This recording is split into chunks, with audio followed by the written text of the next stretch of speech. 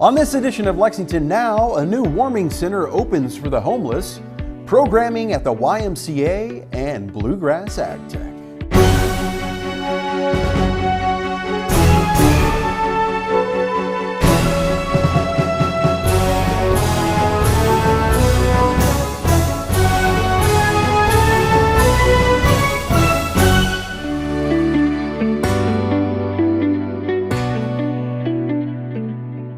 I'm Neil Noah. Welcome to Lexington Now for the week of November 27th, 2023. Those without shelter this winter will have a safe, warm place to go thanks to the opening of a new shelter and warming center. Hope Village will provide a clean, safe environment away from the harsh winter weather. As you know, the Catholic Action Center, the Hope Center, community partners show up to make sure that our citizens have a place, a warm place in the wintertime. And this year, Mr. Lundgren and the rest of the folks have outdone themselves. So by God's grace, and on behalf of the Mayor, Linda Gordon, and the City Council, we are so excited for this day, the opening of Hope Village. It is a great need. And you always hear me talk about it on council, about the unhoused, the least of these, Matthew 25. Well, today we get to see a remnant of God's grace. And it's only because of these folks behind me that has worked really hard, diligent, to make sure that these structures go up. I am very thankful that this year we have an adequate solution that will meet the needs of our unhoused population in Lexington. We have a need each season to add additional capacity to provide a safe, warm, and stable place for folks to stay who might not seek shelter during times of the year when it might be warmer. This is a definitely needed resource. It is something that for some persons might mean life or death. In my role as the director of the Office of Homelessness Prevention and Intervention, I will be able to sleep easier at night knowing that this resource exists and is available to the community. I want to talk about why this is important and why we're doing it this way. In previous winters, we have taken folks off the street and put them in hotels. And we've done it only when it's cold, only on a particular given night or for a couple of nights when it's cold. Then they go back out. Not only was that logistically very difficult for staff and for organizations, but it was also very difficult and hard on the people because they had to constantly go in and out, in and out. What we've given them is a place they can stay the entire winter. And it gives us a base of operations. So now partners can come and provide services. They can help connect people to permanent housing so that they have a place to go in March when this closes. They can connect them with education resources, with job resources, mental health, health care, all of those things that you're not going to get just going in and out of a shelter off and on all winter. So the outcomes here are going to be so much stronger, and we're going to produce such a better result for the people that we're working with. I just want to say the Hope Center is very grateful to be part of this. This is something that's well needed for our friends who are out there unsheltered on the streets every night, and we want to provide them a safe, warm place to be. We want to make sure they're safe and that they make it through the winter. And yes, this is our goal is to help them move on from this. We would like every person that sleeps here for this to be their last winter staying in a shelter.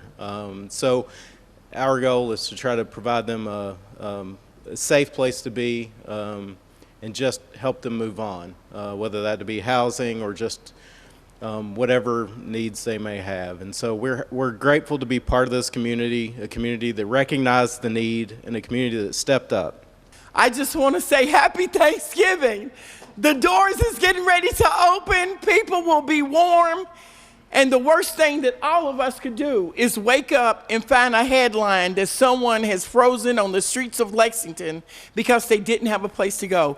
We have a place for folks to go. Hope Village is now declared officially open. The YMCA of Central Kentucky recently celebrated 170 years of service to Lexington. And here are a few of the amenities they offer with membership. The first YMCA was actually founded in London, England in 1844 by a young man named George Williams. He was 22 years old. and he had migrated into London from the more rural area to work in industrialized London. It was part of the Industrial Revolution. And he got there and found no community, no friends, and so he started the YMCA as a place where young men could come together for fellowship, Bible study, and community. And we were founded 10 years later in Lexington, Kentucky, a little less than 10 years later. And so we are one of the oldest YMCAs in the country and not too far down the list in the world. This location has been in operation since the late 50s. The building we're standing in front of now was built in 1962 and has been in continuous service since then. So this is kind of the heart of the Y. We have 3 other locations in Lexington. We have the C.M. Gatton YMCA at the Beaumont Center location. The North Lexington Family YMCA is out off Loudon Avenue.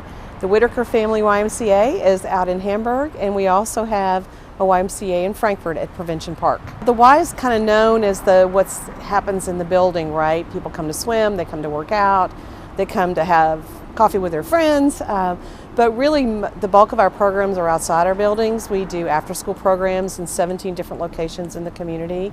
We ran 11 summer camps last summer. We do summer learning loss programs to help kids who need that boost in the summertime. I left the staff coordinating packages for fall Thanksgiving break food for kids who might not have enough over the Thanksgiving holiday. So while we're recognized for our buildings and our wellness activities, really what we're about is building our community in whatever ways that we need to respond. We serve youth sports from ages 3 through 12. We have after-school programs up through elementary school, where we don't have quite as many programs at the moment as the tweens and teens, but we do have our Black Achievers program for teenagers. It's a space that we could do more in. You know, to me, we could talk about the big programs. To me, it's the little things sometimes where we see kids make friends in camp, or we see someone come in and make a transformative change in their health. And I was at a meeting not too long ago, and a very good community partner walked up to me and said, "You changed my mother's life." And those are the moments that really resonate most for me. She was this particular person was in the Livestrong program. So you can look at it as a big sprawling organization that does a lot of different things, but to me, when someone finds their place at the Y, that's really impactful. There's a place for them at the Y, that we try very hard not to let money to be a barrier for people, that we do financial assistance at the Y, income-based financial assistance. We want this to be a place where people from all parts of our community can come in and feel that sense of belonging and welcome. We'd love to see you at the Y. We'd love to see everybody at the Y. We have multiple locations, and you know, if you try one and you don't like it so much, then try another one. But the Y is a place where everyone is welcome, and we'd love to see everyone. When we come back, new developments in agricultural technology.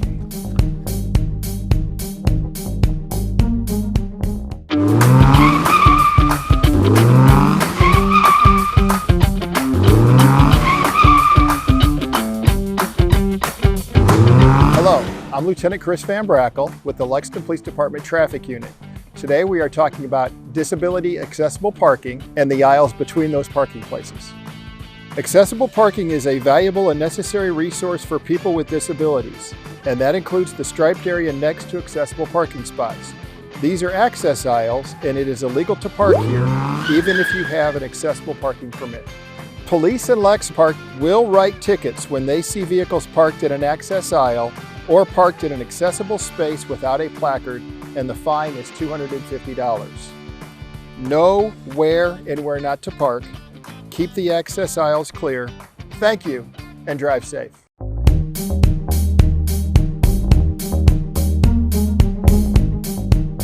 Welcome back to Lexington Now. The Bluegrass Agtech Development Corporation has announced a new incentive program designed to encourage agtech and food-based businesses to locate in Kentucky. We were there for the announcement. I am really excited about this day, and it's been a long time coming. And as Dr. Lyons said, One of our inspirations from many years ago was Dr. Pierce Lyons, who always believed we could be the ag tech capital of America. And perhaps because I was raised in a farming community with farming family, I've always seen Lexington's farmland and Kentucky's farmland as a source of beauty, of course, but also a source of economic strength. Our farms are businesses that together make an enormous contribution to our economy. We can never forget the deep roots our economy has in agriculture. Back in 2018, my first campaign for mayor, I said I wanted to grow those roots by making Kentucky an international ag tech hub. It was just an idea, but Pierce Lyons was in the back of my head. As I said then, all the infrastructure is already right here, and you can see it represented here today. So, as mayor, I have worked to involve these partners and to gain council support for funding.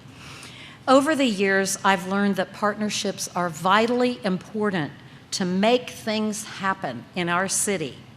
And I couldn't ask for better partners. They have worked together. We've all worked to develop this Bluegrass Agtech Development Corp. And have helped us find a great leader in Bob Helton. Our council agreed, and you will remember this, council members, to dedicate $1 million to this effort when they weren't exactly sure what it was about. They took the step of faith. And the state matched that with $1 million from Kentucky Ag Development money. Today we are announcing to ag tech startups and early stage businesses that grants are available, as well as resource support such as mentorships, referrals to professional business services, connections to local growers and research teams, and other business development assistance. This assistance will be available in Lexington and throughout the Commonwealth. I remember years ago, in this exact room, he gave a presentation where he asked a simple question: why not Kentucky? We are a special place when it comes to agriculture. We are the world leader on bourbon. We are known across the globe for our fast horses, and the most famous Kentuckian of them all is Colonel Sanders with Kentucky Fried Chicken. All of these things promote our identity as Kentuckians, as people who have a great appreciation for high-quality agricultural products. So today, in the spirit of Dr. Pierce Lyons, we ask that question again: why not Kentucky as the ag tech hub of the United States? When we think about healthcare, Boston comes to mind. When we think about computer and software development, Silicon Valley.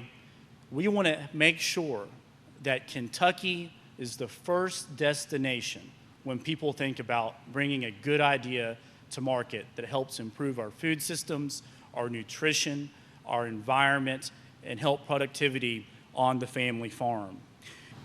Research conducted at universities like ours results in innovation that can be a powerful engine for economic and business development, which is why we are a partner in this effort. At UK, researchers working with UK Innovate and our Office of Technology Commercialization, which are both represented here today, they work closely to develop dozens of new innovations annually. Over 32 new patents were issued just last year. We get lots of license agreements with companies that want to harness our technologies to help their businesses succeed and to grow.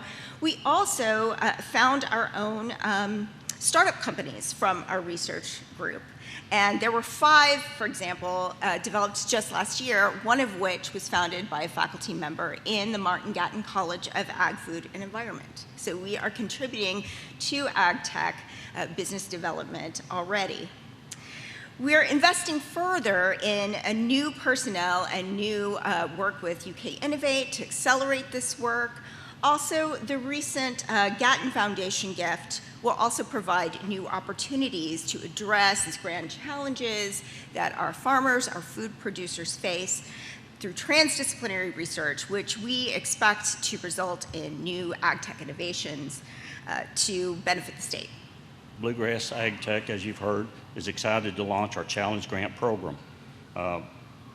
Bluegrass Agtech's inaugural program aims to attract, grow ag-tech businesses across the state by providing financial support in the form of challenge grants.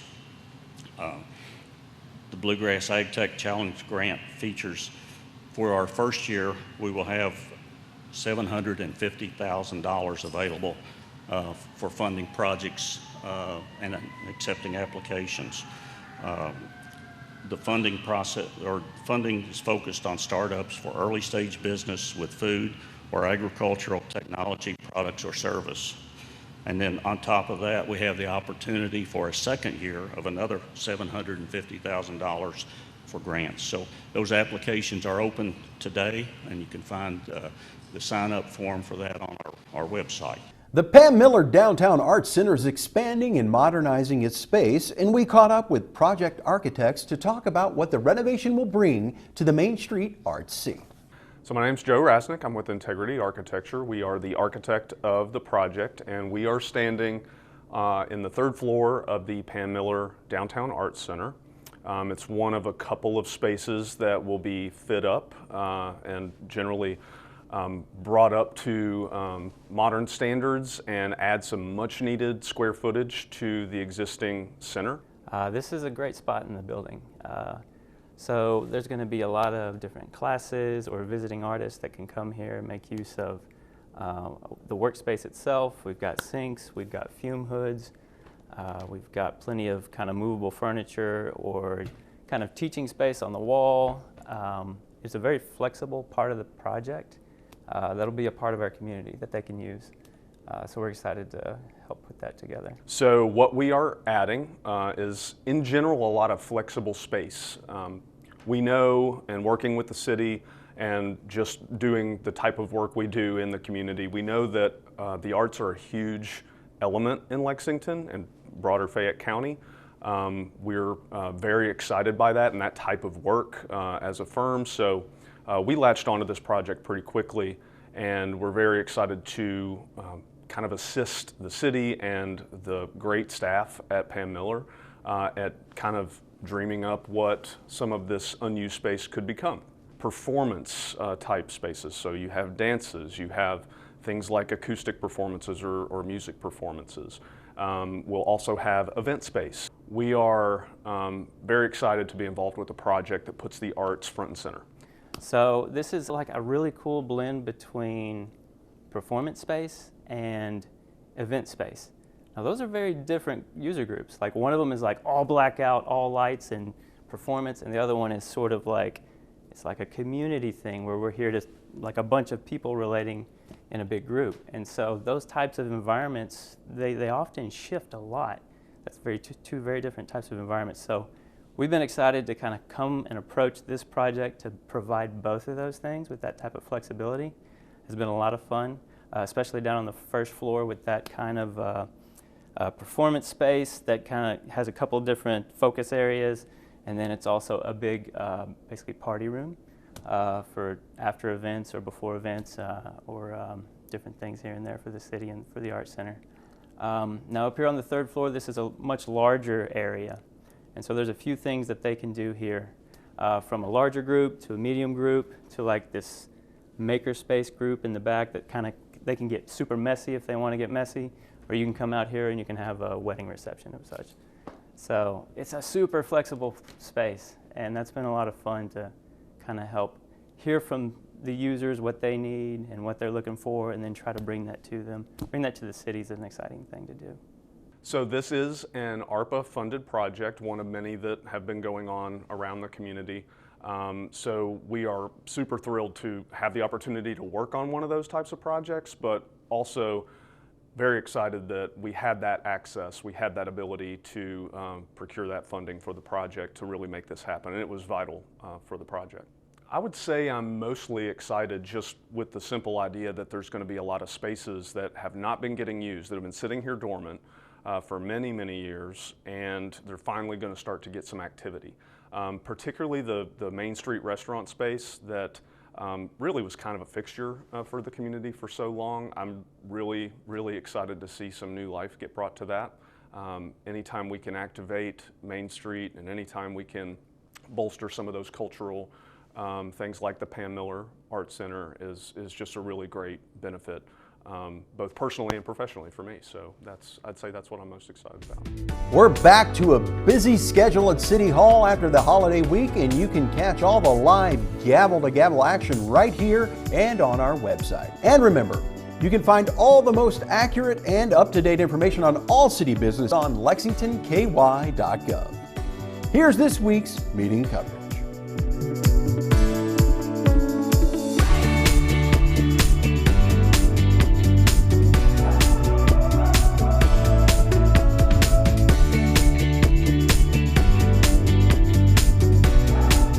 That's all for now, but as always, you can keep up with us on social media. Check out the latest traffic updates on Twitter at LexRex, or catch our live traffic cams on lexingtonky.gov. For all of us at Lex TV, I'm Neil Noah, and that's it.